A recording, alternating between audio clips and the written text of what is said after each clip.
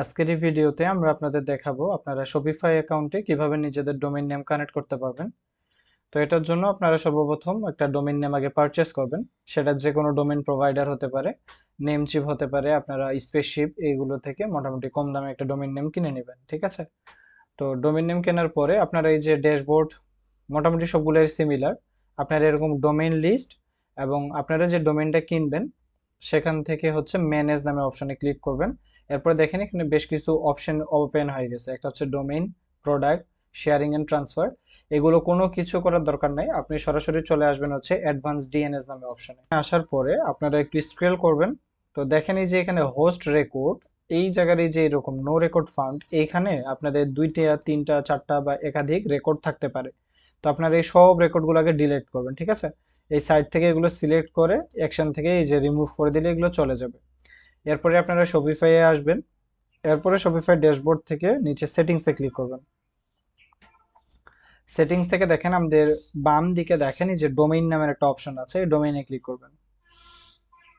এরপরে দেখেন এখানে আমরা শপিফাই থেকে কিনবো না, আমাদের অলরেডি একটা আছে, তো কানেক্ট এক্সিস্টিং। তো এটা আমরা হচ্ছে ক্লিক করবো এখানে। এরপরে নিজেদের ডোমেইনটা শুধুমাত্র দেখেন এখানে এক্সাম্পল দিয়ে দিছে, সবকিছু লিখতে হবে না, শুধুমাত্র ডোমেইন এন্ড ডট কম এটুকু লিখলেই হবে। তো আমাদের ডোমেইনটা আমরা লিখে ফেলি। এরপর নেক্সটে আমরা ক্লিক করব। তো দেখেন এখানে কিন্তু কি বলছে, আমাদের হচ্ছে আহ, কিছু কাজ করতে বলছে। এগুলো নিয়ে বেশি কোনো মাথা ঘামানোর দরকার নেই। সর্বপ্রথম আপনারা দেখেন কি করতে বলছে আমাদের, log in to Namecheap and open DNS management for আমাদের ডোমেইন নেম। তো আমরা হচ্ছে চলে আসছি অলরেডি আমাদের ডোমেইন, এই যে অ্যাডভান্স ডিএনএস এর এখানে বা ডিএনএস ম্যানেজমেন্ট। তারপরে কি করতে হবে দেখেন, বলতেছে এখানে একটা টেক্সট টাইপ নিতে হবে যার নাম হবে শপিফাই ভেরিফিকেশন। তো আপনারা এটা কপি করবেন, ঠিক আছে? এরপরে নেমচিপের ড্যাশবোর্ডে আসে এই যে এর নিউ রেকর্ড লাল কালি দিয়ে যেটা থাকবে এখানে ক্লিক করবেন। তো রেকর্ডটা আমাদের কি ছিল বলেন দেখি। দেখেন আমাদের রেকর্ডে টাইপ ছিল টেক্সট। তো আপনি ডিএনএস এ আসে এখান থেকে এই যে দেখেন নিচে স্ক্রল করলে পাবেন টেক্সট রেকর্ড, এখানে ক্লিক করবেন।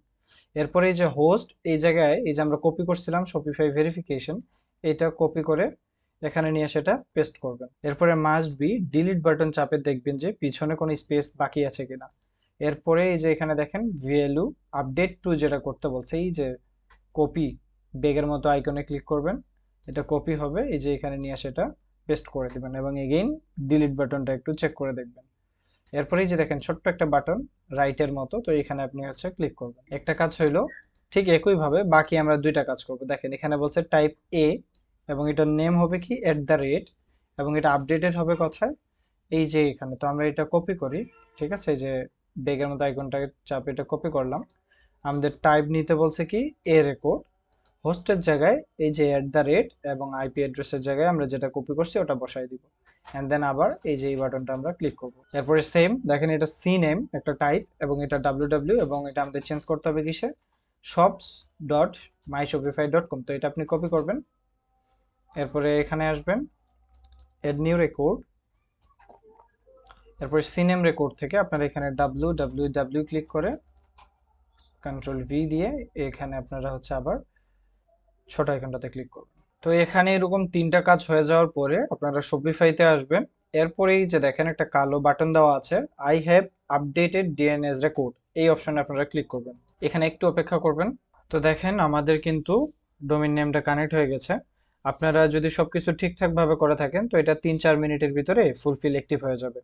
তো এখানেই কিন্তু শেষ নয়, শুধুমাত্র এটা আমাদের ওভারঅল স্টোরের ডোমেইন নেম কানেক্ট হয়েছে, কিন্তু কাস্টমারের যে অ্যাকাউন্ট নেম ওখানে কিন্তু আমাদের একটা ডোমেইন নেম আছে, রাইট? তো আমরা এই ডোমেইন নেমটাও কনফিগার করব, ঠিক আছে? তো আপনি এই যে কাস্টমার অ্যাকাউন্ট নামের অপশনে ক্লিক করবেন। এরপর এখান থেকে যে কনফিগারেশন থেকে আপনি লিখবেন হচ্ছে কাস্টমাইজ। এরপরে আপনার দেখেন change your customer account domain, এই যে এখানে একটা অপশন চলে আসছে। আমি আবার বলি, আপনারা আসবেন হচ্ছে কাস্টমার অ্যাকাউন্টস, কাস্টমার অ্যাকাউন্ট থেকে দেখেন এখান থেকে যে কনফিগারেশন থেকে কাস্টমাইজ।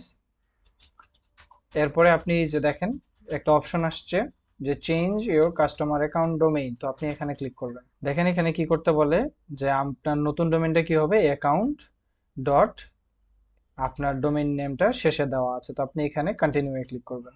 সেম এটা একটা কাজ করতে বলছে আমাদের, দেখেন যে সি নেম থেকে একটা অ্যাকাউন্ট আমাদের নেম হবে এবং এখানে my shops dot my Shopify dot কমটা দেওয়া হবে। তো আমরা এটা কপি করি, এরপরে ডিএনএস এ যাই, এড নিউ রেকর্ড, একটা সি নেম আমরা এখানে দিয়ে দিলাম আমাদের হচ্ছে অ্যাকাউন্ট। এরপরে আপডেট করব কিসে, এই যে এটা আমরা কপি করব ব্যাক আইকন দিয়ে, আমরা এই যে টার্গেটের জায়গাটা পেস্ট করে দেব।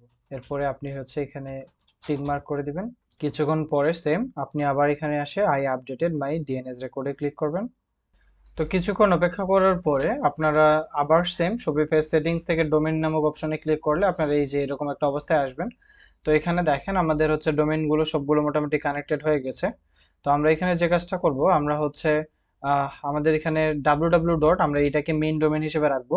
তো এর কারণে এই যে দেখেন একটা আইকন আছে চেঞ্জ ডোমেইন টাইপ, এখানে আপনারা ক্লিক করবেন। এরপরে এইটাকে প্রাইমারি ডোমেইন সিলেক্ট করে আপনারা হচ্ছে চেঞ্জ ডোমেইন টাইপ।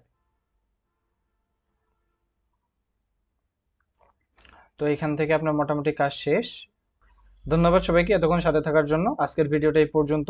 ভিডিওটা ভালো লাগলে অবশ্যই লাইক কমেন্ট করবেন।